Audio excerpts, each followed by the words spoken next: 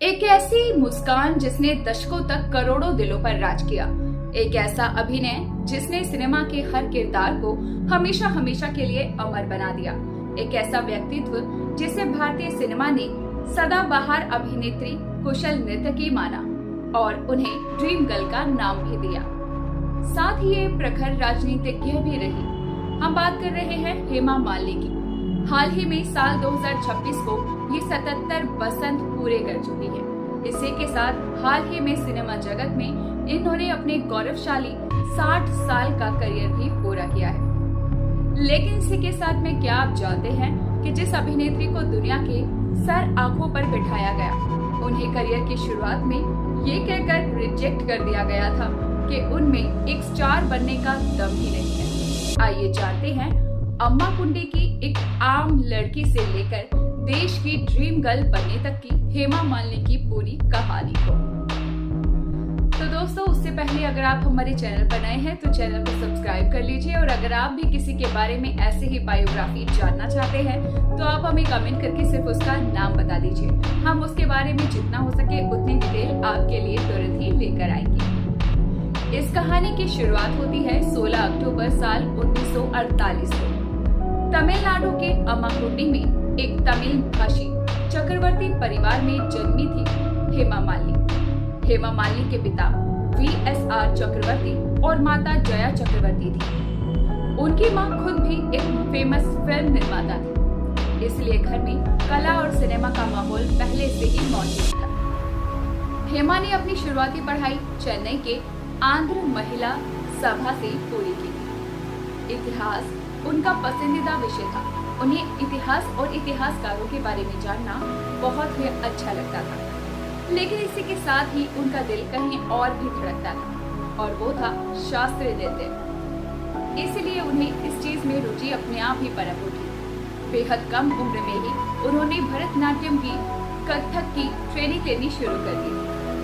हेमा जी आज भी हमेशा मानती हैं कि नृत्य ने उन्हें जीवन में जो अनुशासन और सही हाव भाव सिखाए हैं, उसी से आगे चलकर उनके अभिनय को मजबूत नींव मिली है। नृत्य उनको अंदर से जागृत रखता है, ऐसा कुछ हेमा मालिनी का कहना है। अब जान लेते हैं इनके पहले रिएक्शन और बॉलीवुड में इनकी धमाकेदार एंट्री के बारे में। तो हेमा मालिनी जी का सफर भी आम अभिनेता और अभिनेत्रियों की तरह बिल्कुल ही सफल नहीं रहा था।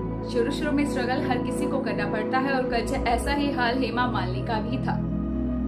सफलता का रास्ता कभी भी सीधा नहीं होता है दोस्तों, हमेशा तिरछी और तंग गलियों से होकर गुजरता है। हेमा जी के साथ ही कुछ ऐसा हाल था। ये बात है साल 1964 में, जब प्रसिद्ध तमिल निर्देशक CV श्रीधर ने हेमा को एक फिल्म के लिए रिजेक्ट कर दिया था। यहाँ हेमा बहुत बुरी तरह से टूट गई थी। उन्हें समझ में नहीं आ रहा था कि वो क्या करे। वजह पूछने पर उन्हें ये वजह दी गई कि हेमा बहुत ही पतली है और उनमें एक बहुत बड़ी स्टार बनने वाले गुण ही नहीं है। उस समय ज्यादातर थोड़ी सी चबी फीमेल्स को हीरोइन के तौर पर कास्ट किया जाता था।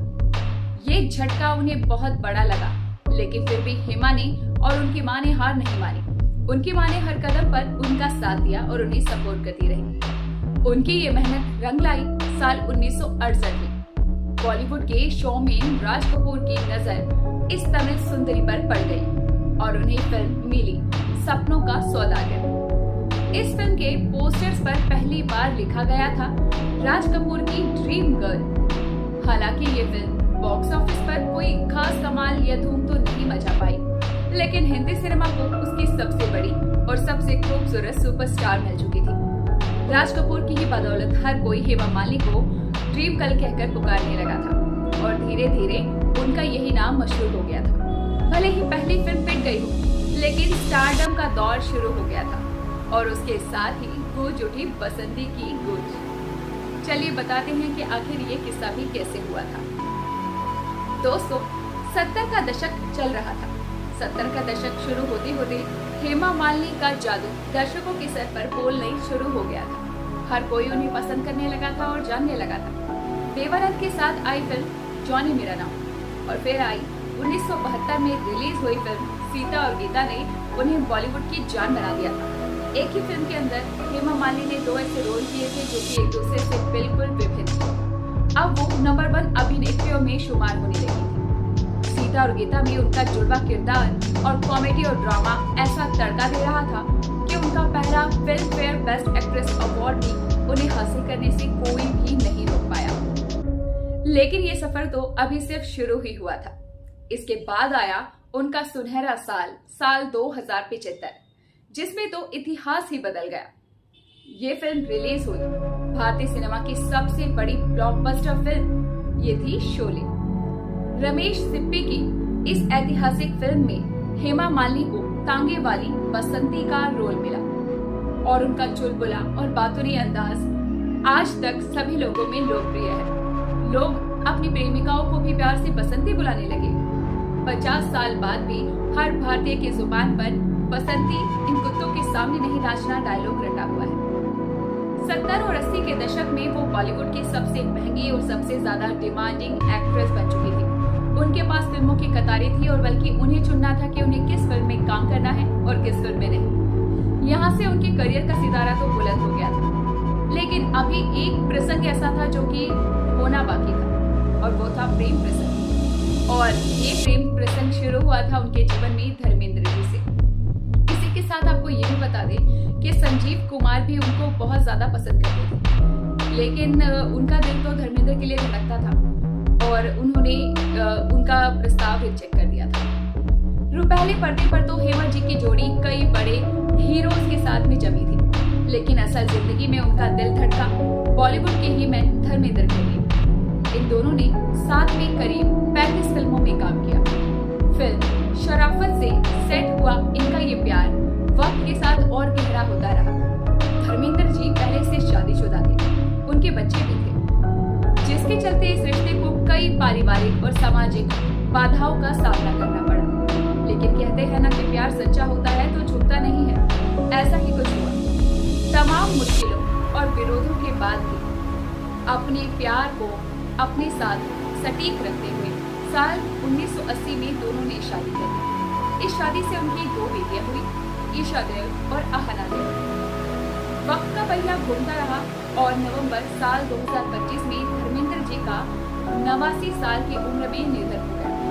इस निधन से हेमा मालिनी बहुत टूट गई, वो उनसे बहुत ज्यादा प्यार करती। हेमा मालिनी के जीवन में दुखों का पहाड़ टूट पड़ा, लेकिन उनकी बेटियों ने उन्हें संभाला जब वक्त की इस पीड़ा ने उन्हें झकझोर कर रख दिया था।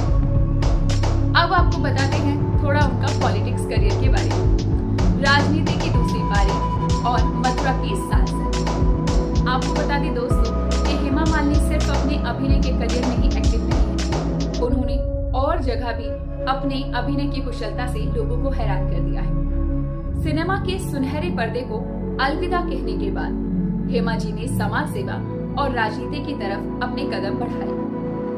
साल 2024 में वो आधिकारिक तौर पर भारतीय जनता पार्टी के अंदर शामिल हो गई थी, यानी कि बीजेपी में वो शामिल हो गई थी। इससे पहले वो राष्ट्रपति द्वारा राज्यसभा की सदस्य भी रह चुकी है। आपको बता दें कि हाल ही में जैसा कि सब जानते हैं कि जनपद पे प्रोटेस्ट हुआ है, तो हेमा मालिनी जी का एक बयान बहुत ज्यादा वायरल हो रहा है, जिसके लिए उन्हें बहुत ज्यादा अवहेलना का सामना करना पड़ रहा है। उनका ये कहना है कि इस तरह से प्रोटेस्ट करने से कुछ नहीं होता है, आपको क्या करना चाहिए कि बैठकर बात करनी चाहिए। वहीं यूथ का कहना है कि बैठ के बात तो तब की जाती है जब कोई सामने बैठकर बात करने वाला हो। साल 2014 में उन्हें पहली बार मथुरा से लोकसभा चुनाव जीता था। उनके काम और लोकप्रियता को देखते हुए जनता ने उन्हें 2019 में दोबारा भारी मतों से जिता दिया था और उन्होंने इतिहास बना दिया, जब साल 2024 में आम चुनावों में उन्होंने लगातार तीसरी बार जीत को हासिल किया था। तो ऐसे में एक नेता का इस तरह का बयान हर किसी को झकझोर कर रख देता है। जहां उन्हें ड्रीम गर्ल कहा जाता है, तो सब यही उम्मीद करते हैं कि वो हमारे यूथ की भावना को समझेंगे। आज 2026 में वो मथुरा को एक वैश्विक और सांस्कृतिक पर्यटन केंद्र बनाने के लिए पूरी तरह से सक्रिय है। लेकिन ऐसे में दोस्तों उनका ये बयान कहीं ना कहीं आज की यूथ पीढ़ी को खल रहा है कि हमें बैठकर बात करनी चाहिए, जबकि हमारे प्रोटेस्टर तो बैठकर ही बात कर रहे थे। हमारी तरफ से तो कोई भी ऐसा अपडेट हुआ ही नहीं था, जिसकी वजह से ये जनपद पर कल ही लाठीचार्ज हुआ था। इसी के साथ आपको बता दें जुलाई 2026 में हेमा मालिनी ने सिनेमा में अपने बेमिसाल 60 वर्ष पूरे कर लिए हैं, जैसा कि हमने वीडियो की शुरू में भी आपको बताया था। 77 साल की उम्र में भी इनके अंदर जोश और जज्बा आज भी बना हुआ है। जब ये संसद के गलियारों में देश के मुद्दों पर अपनी आवाज उठाती है तो उनकी गरिमा, उनकी आवाज और उनकी सादगी और उनकी तेज देखने का तरीका ही बता देता है कि वो सत्य के साथ खड़ी है। देखना काफी दिलचस्प होगा कि जहां वर्तमान में चल रहे संसद के मानसून सत्र में भी वो पूरी तरह से सक्रिय हैं और भारत के लिए अच्छे काम करने में लगी हुई है, देश के विकास के कार्यों में योगदान दे रही है। तो उनका क्या एक्सप्रेशन और क्या अगला सामने से जवाब आने वाला है आजकल चल रहे हालातों को लेकर, आपको क्या लगता है? हमें कमेंट करके जरूर बताएं और ऐसे ही वीडियोस के लिए चैनल को सब्सक्राइब करना बिल्कुल ना भूलें।